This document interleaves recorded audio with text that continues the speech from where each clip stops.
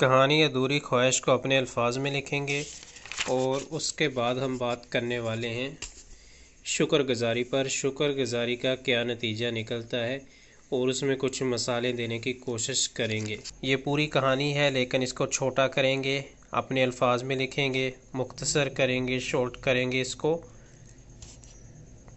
اخلاقی کہانیاں ہیں۔ باب نمبر 1 ہے مذاہب کا تعارف ہے، اخلاقیات، کلاس 6۔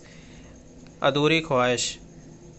راجہ جیاتی نے اپنی جوانی میں بہت سی فتوحات حاصل کی، یعنی کہ ان کو بہت سی فتح حاصل ہوئی۔ بڑھاپا آیا تو اسے اپنی جوانی کے وہی سہانے دن یاد آنے لگے۔ گروہ کی تجویز کے مطابق اس نے اپنے بیٹوں سے ان کی جوانیاں مانگی۔ تو یہ کتنی عجیب چیز ہے کہ اسے وہ جب اپنی جوانی کے وہی سہانے دن یاد آنے لگے تو اس نے تجویز حاصل کی اور اس کے مطابق اس نے اپنے بیٹوں سے ان کی جوانیاں مانگی۔ صرف ایک بیٹا باپ کی خواہش کی تکمیل کے لیے راضی ہوا، مگر باپ نے اس بیٹے کی جوانی گزار کر بھی بڑھاپے پر اطمینان نہ پایا۔ اسی طرح وہ اوروں کی جوانیاں گزارتا رہا، لیکن جو ہی جوانی ختم ہوتی تو اسے پھر سے ان دنوں کی یاد آتی۔ آخر اس نے تنگ آ کر اپنے گروہ کو سب کچھ، یہ گرو ہوگا یہاں پہ، اپنے گرو کو سب کچھ بتا دیا اور سکون کا راستہ دریافت کیا۔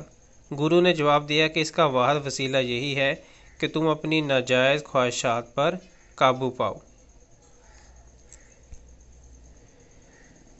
تو خواہشات بہت سی ہوں گی، لیکن بات یہ ہے کہ جو وقت گزر گیا اس کو دوبارہ لے لیں گے، پھر آپ کو وہی وقت یاد آئے گا۔ اس سے سبق ملتا ہے کہ آپ زندگی میں کسی بھی حصے پر ہوں، چاہے وہ جوانی ہو، کوئی بھی آپ کی کوئی بھی ایج ہو، تو آپ کو شکر کرنا چاہیے ان دنوں کا اور اچھے کام کرنے چاہیے اور ناجائز خواہشات پر قابو پانا چاہیے۔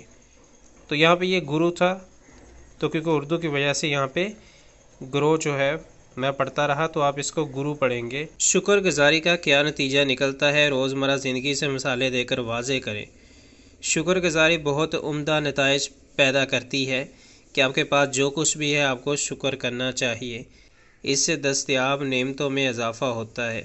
جو آپ کے پاس پہلے سے نعمتیں اگر آپ ان کا شکر ادا کریں گے تو ان میں مزید اضافہ ہوگا۔ مثال کے طور پر ایک اندھے شخص کو خدا نے آنکھیں عطا فرمائیں تو اس نے کاروبار شروع کیا، کاروبار چل نکل اور وہ بہت سے مویشیوں کا مالک بن گیا۔ ایک دن ایک فرشتہ انسانی روح میں اس کے پاس آیا اور اپنی مجبوری بتا کر اللہ کے نام پر اس سے گائے مانگی، تو اس نے اندھے نے خدا کی شکر گزاری کا مظاہرہ کرتے ہوئے مہمان نوازی بھی کی اور گائیں بھی دی۔